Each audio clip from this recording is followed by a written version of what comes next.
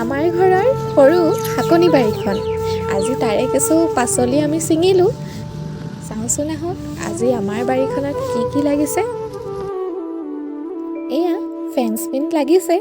আমি অলপকৈ ছিঙিছোঁ French bean আৰু লগতে এয়া কুঁহিয়া আৰু লগতে এয়া টেঙা মৰাই অলপ আছিলে, গতিকে সেয়াও ছিঙি ল'লোঁ।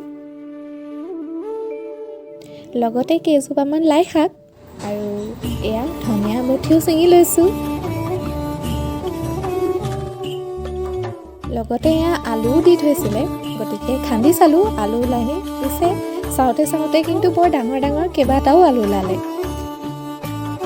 3 জোপামান আলু খান্দি চালোঁ, মাথো 3টা আলু দিছিলে আৰু 3টা আলুৰে বহুত আলু ওলালে।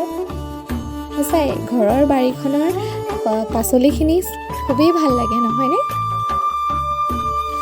মনটো ভালে ৰাখিবলৈ এই কামবোৰকে মই মাজে সময়ে কৰি থাকোঁ।